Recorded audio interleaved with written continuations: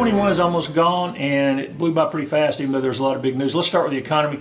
Any idea how many new jobs and how much investment, new investment? Thousands of jobs have been created in Anderson County, millions of dollars in capital investment, and we already have some announcements that are going to occur next year. They're going to continue that trend, and what we have right now is we have all of the jobs in the world in just about any type of industry you would like to join and grow in, but what we have is we don't have enough people. And so what we're trying to do is take some of the people who traditionally have been unemployed to try to find methods to get them into the workplace. And we're also importing talent, like we have a shortage of engineers in certain industries right here. I mean, we have one company who actually brings them in by buses. We're going to fill those jobs, but we're all hands on deck on trying to fill those jobs. And as I've said many times, now if you want to start somewhere, you need to start now with these new companies and work your way up. You've had a lot of people who have been with Michelin since Michelin opened its doors. They're now retiring. Those jobs are opening up. So there are a lot of good career jobs available in Anderson County people should take advantage of. And average pay's continued to rise, right? It's around $21 an hour. 10 years ago, it was around $13 an hour. Some of the newer jobs that we have coming on are going to make that increase even further. So that's good news for all of us. And one of the barriers you've been working on to overcome is transportation. For some of these transportation, particularly swinging shifts. Swinging shifts. Hopefully our Uber project will fill some of those holes by offering rides for a limited number of time to get people back and forth until they can get on their feet and find their own transportation or buy a car. As I've mentioned, we have one car dealership that if you have, you've been working there for just a very small amount of time, you've been faithful, they will help you get into a car.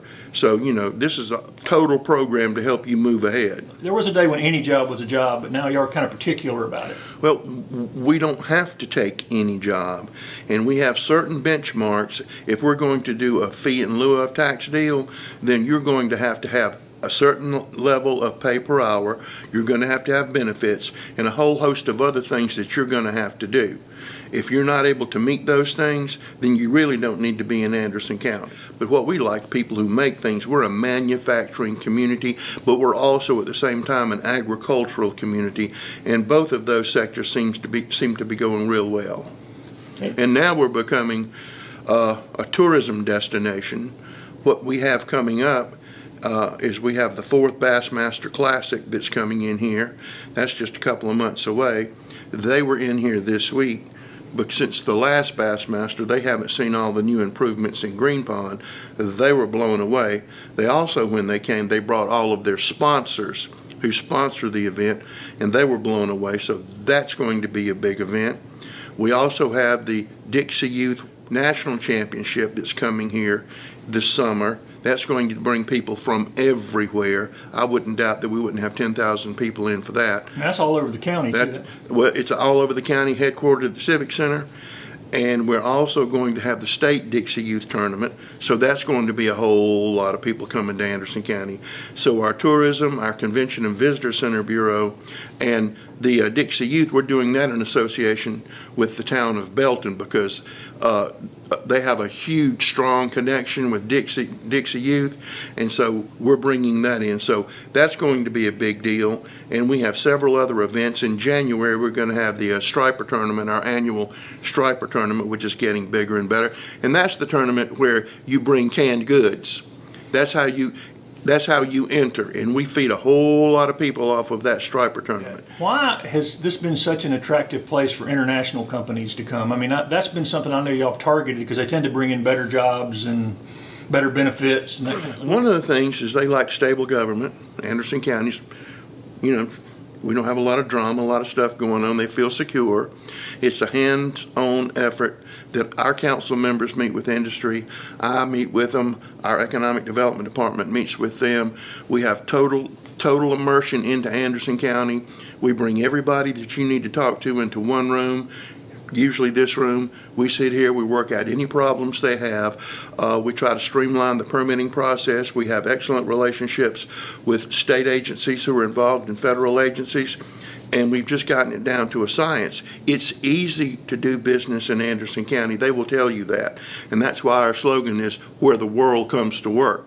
because all of these people are coming from everywhere, and we have more foreign announcements that we will be making in the coming year. So it's just a good place to do business. Clemson University is a big help. Tri-County Tech is a big help. Anderson University is a big help. That lake sitting over there provides you a world-class quality of life. There's a lot to do here because of the increase in wages and the population growth. A lot of the commercial activities that you see in Greenville or other large cities are now looking at Anderson. We're going to have some extremely exciting commercial development announcements in the coming year. But also talking about that, and again, trying to be inclusive to all the county, we have the Equinox project, which we hope will start sometime in the next several months. To completely redo that old Equinox site, which is nothing but rubble. We've worked in association with the city of Anderson on the Chemtex deal. So if anybody knows where the Chemtex building is, that's going to be redeveloped. And there are developers looking at the old Abney or Anderson mill right there. We're fixing to put out a request for proposal on another mill area, the Toxway mill area that we've totally cleaned up. We think that's going to be very attractive to developers. And so, we're bringing in new things. We're trying to revitalize old areas. We're trying to tear down dilapidated houses. There's something that the county is involved in every second, trying to do something to make things better for the people in Anderson County. And you talk about that quality of life. Sometimes people look and see you're spending money on parks and quality of life. Those things are as important as infrastructure in some ways. It's more important this day and time. There are a lot of nice places you can go put a company or something like that. I think we're the best. But that's what people look for. Do you think these people who are getting out with masters and engineering degrees and they can go anywhere in the world they want, and you know what they want to do? They want to get outside and play when they're not working. And I mean that. They want to get outside and play. That whole generation, while you have the traditional let's go to the football game, let's go do this, you have a whole nother generation that is coming up, and their thing is let's go take a hike, let's go kayaking, let's go do this. It's almost a shift in that. Is it total? No, but we're seeing a lot more of it. We've got our second kayak fishing tournament coming up. We think we're finally going to get some participation out of Greenville on their side of the Saluda River to enhance that even further. So Kid Venture is now closed right now, and the date is for Memorial Day. We've got construction going on at Wellington Park right now, which we're real excited about, and several other areas we're looking at. The East-West Parkway should be connected by this summer. We're still pursuing that idea of running a trail from here to Pendleton. We've even had talks about how can we get it to Williamston. All of those things will happen. Right. It's just how fast they will happen. You mentioned Green Pond earlier in the upcoming tournaments and the ones that have been here. And Green Pond, people forget, it hadn't really been here that long. Remind people why it's been such a big deal in such a short time. Well, a lot of people, our initial thing was, well, we always wanted to do it. When I got here, we wanted to do it. What kicked it off was the PCB settlement, and they gave money to restore the fisheries that had been damaged on Lake Hartwell. So we took that PCB money and started the first phase. And that was a settlement from a private company who put PCBs in Lake Hartwell. We did such a good job on that, not me, our staff, people who work here, that we got sports fishers grants. Those things are hard. You usually get one. We've had more than one. We'll probably get another one. And Department of Natural Resources in South Carolina really likes us because everything that we told them that we were going to do, we've done. So they've been very supportive and help us find money to do things like that. But another thing, we have some exciting events coming up that I can't talk about right now at Green Pond that are other than fishing. And we're very excited about that. One of them I can talk about is we're going to have an antique boat show. You know those $200,000 old restored wooden boats?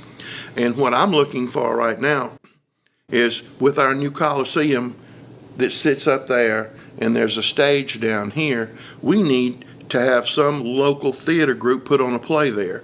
And we also intend to have concerts out there. So it's going to be a multi-use facility.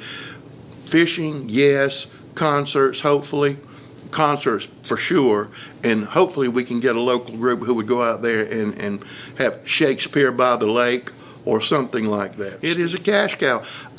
We get an accommodations tax, and that's a tax on hotel rooms. If you're not staying in a hotel room, you're not paying it.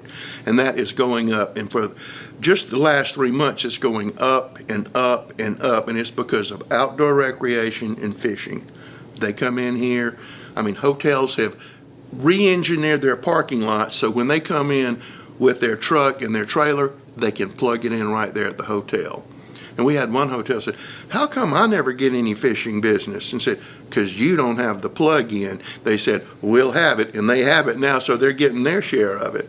So it's good, and it's good for all of us. We're noted as one of the best bass fishing lakes in the United States, and that increases, and the more fishermen who come here, I mean, you know, and I've said this before, but people think, well, you got these people in here, they fish for 3 days. No, they don't fish for 3 days. They will come in here and fish and fish and fish, practicing for that event. And then at a certain point in time, bass closes that lake off. You can't fish, you know. It's off limits to you. But, I mean, people come here all the time practicing, not just for the Classic, but for the other events, the other bass fishing events. We have one large crappie event that does real well. So it's in the striper event coming up. You know, if we could find some spot tails, we'd put them in there and we'd have one of those fishing tournaments. In high school and college. And I love the high school and college tournaments because you have a lot of mothers, fathers, uncles, brothers, and everybody who come in there to participate. It's a festive atmosphere. And with that new Coliseum that we have now and the place where you can weigh in, nobody else has that. Nobody has that in the whole country. And then across the county, Dolly Cooper, you mentioned Saluda River and the Blue Trail and all that. What was the impetus behind rebooting out at Dolly Cooper? Because it kind of set still. I know Matt Sheld had some plans years ago, but the money wasn't there.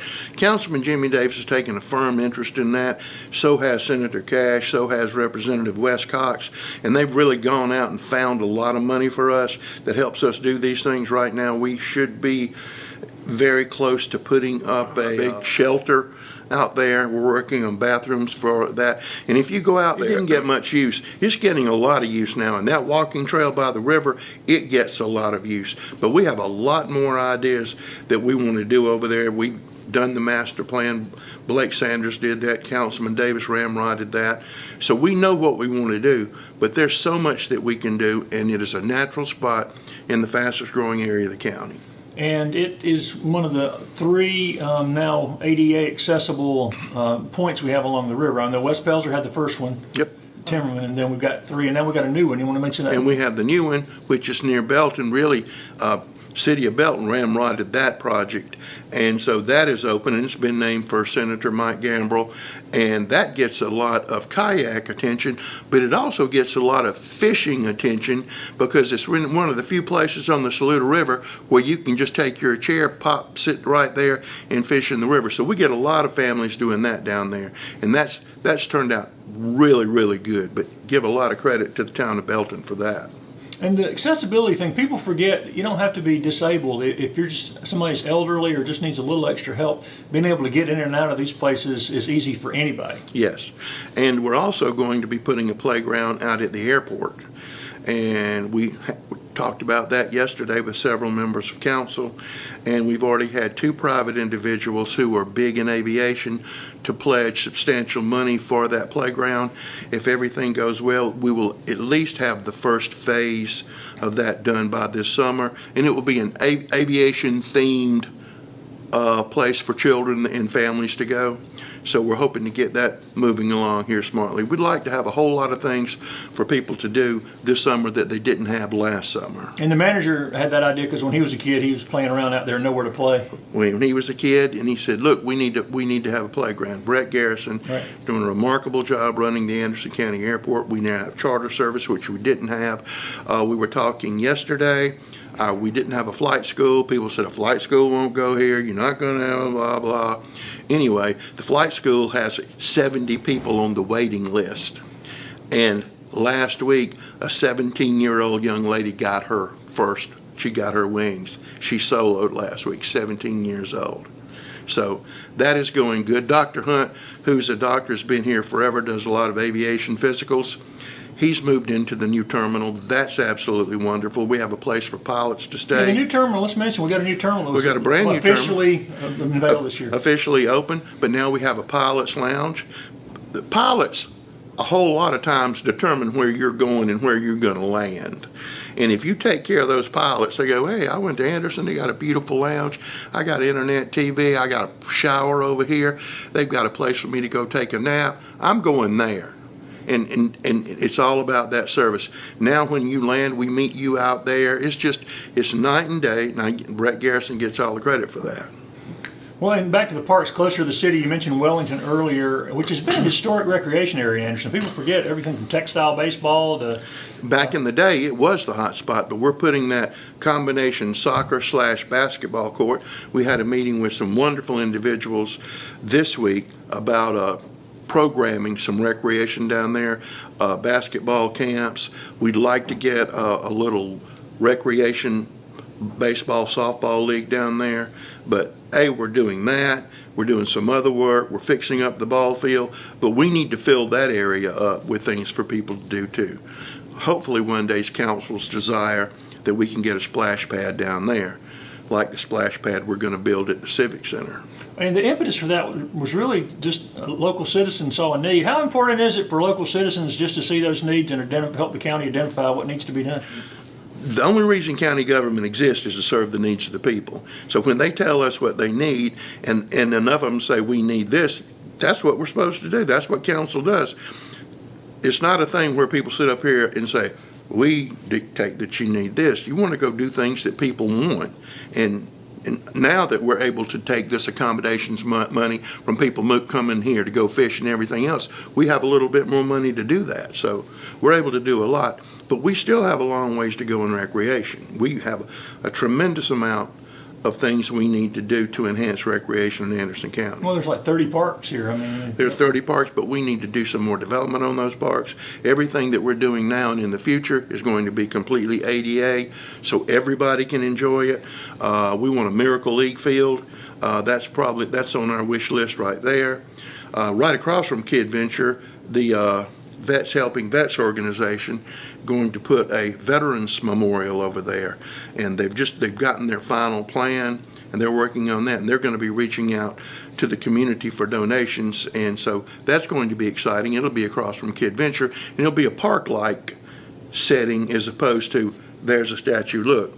Also, council green-lighted this week, and this involves the city of Anderson and Anderson County. We removed the fireman's memorial that was out at the Civic Center. We're going to put it right over there in front of the new courthouse, but I think it's going to be really unique, and I think everybody will be proud of it, and it will belong to everybody in Anderson County, but it'll just be a great acknowledgement to the firefighters. What about other upgrades at the Civic Center? Anything else coming up? Well, we're going to do a massive repainting job, which it desperately needs. We are going to get a new generator. We know we're going to have to upgrade the heating and air conditioning out there, and that building's 31 years old, and it's used just about every day. And they had the new president of Duke Energy spoke in Anderson last week, and he talked about all of the wonderful things, but he said the key thing that he enjoyed about Anderson County, the Anderson County Council, was the appreciation of letting Duke use the Civic Center as a staging area, because it was centrally located, and that our staff had it down to a science. It was just real easy. And like I always tell everybody, we want them at the Civic Center because that makes them closer to us. And in 2021, a lot of the events started coming back slowly. What are any big events planned? Oh, we've got some huge events coming up. Celebrate Anderson was good again this year, back. Yep, and that was real good, but we have some even larger events that are coming that are going to be put on by private entities and private corporations, and so we're excited about that.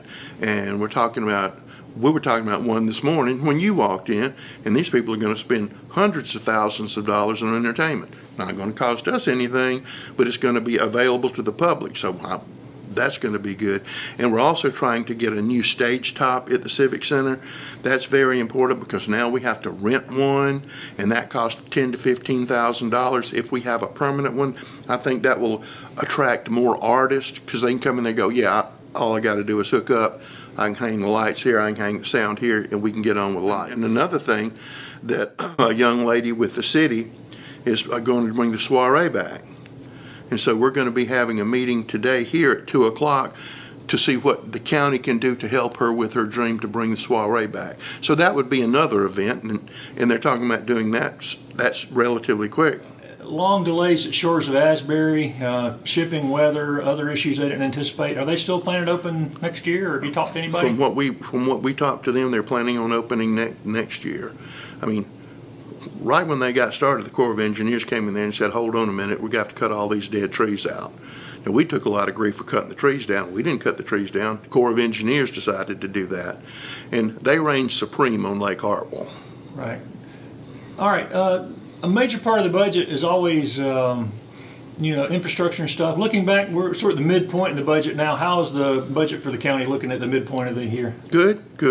As I mentioned Rita Davis earlier, she watches everything very closely and makes sure that everything is well in line. And we also have some very savvy council people who understand finances, and they look at it. Our finance chairman, Brett Sanders, keeps a close eye on everything, as all the members of council do. So we're in good shape. And one of the biggest parts of that budget is always the things that people don't think about, water, wastewater, and sewer, and of course people do talk about roads. Has the sewer expansion this year gone as is planned to increase economic? Yes, we're going to spend around $33 million, and that's not counting additional grant money that we're going to receive. We'll probably spend $30 million on sewer this year to put sewer at exit 14. As soon as we can do that, we know exit 14 will blow up. And we like development on the interstate because it leaves the rest of the county, free and easy and peaceful. You put it on the interstate. I know a hotel that's chomping at the bits to go there right now. And what would you do if you got that hotel? Boy, you'd be real close to Green Pond, wouldn't you? Bang, you're right there. I think people don't think about that. Y'all get calls from people saying, what are you doing at this exit? Because we'd like to come there, right? Yes. When are you going to have things ready for us to come in? And they're waiting. All right, one of the biggest news stories of the year was the launch of the countywide EMS system with new and added vehicles and ambulances and more places around the county. First of all, what are the advantages? Remind people what the advantages, why county council voted to do this. In the past, there were numerous EMS agencies scattered around the county. There was no one central organization. Some were absolutely top notch, and some were maybe could have used some help. So council has been looking at this for 4 or 5 years, and they said, this is what we need to do. We need to have our paramedics, and the county now has around 50 paramedics that work for Anderson County. Nobody in the world can get paramedics. We have paramedics. They are in QRVs, quick response vehicles. Our goal, council's goal, is to have somebody to you under 9 minutes and 50 seconds. We've been exceeding that.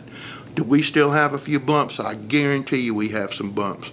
But our job is to get there to you. We monitor where those people are. Council just spend some more money to improve where these vehicles go. Because when one moves to go take care of this emergency, another one has to move halfway to fill in. So it's a big chess game that goes on 7 days a week, 24 hours a day. We contract with MedSure/Priority for BLS, basic life support.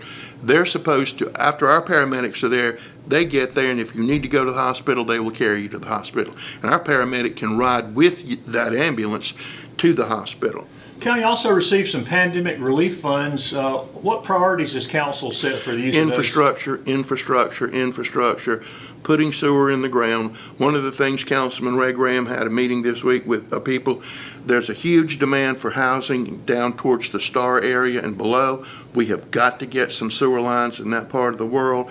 We are in the process of developing those plans in association with Star Iowa Water Company and Homeland Park Water Company to allow those housing developments that want to go down there, but they don't have sewer. That's a big push. Is broadband still a priority? Absolutely. Again, we had meetings with WCTEL and Blue Ridge this week. We're in constant contact with them. We're waiting for the stimulus money to come down. We had meetings with Charter this week who said that they were going to run some lines in some areas that really need it because they're going to get grant money too. So hopefully we can fill the gaps because we do have gaps in Anderson County. And the library, Annie Sutton and them have taken a stopgap measure to try to help folks in the meantime with hotspots and. The council granted those funds to allow that to happen, especially in areas where it may be more difficult than others. Everybody in Anderson County has stepped up and they've worked very hard, and just always like to remind people that Anderson County never closed during COVID. We might have had a slowdown in service kind of in the real estate section because, you know, we had to create new ways to do things. But we never closed, we never stopped. Our law enforcement people never stopped. They still went into, when COVID was raging, which I hope it doesn't come back and rage again, they still had to go break up the domestic disturbance at 3 o'clock in the morning. Our paramedics, they still had to go take care of people, no matter what you walking into that house or in that situation. And just everybody in the county, we still had to operate sewer treatment plants and make sure all the lines were working. So you can't stop, you can't say we're not going to do this. And a lot of people got exposed to some rather dangerous situations, but the people who work with who work for Anderson County are the best people in the world because they care, and I mean they really care. Also in 2021, council finalized deals on the conservation development guidelines for subdivisions. Yes. Why is this important?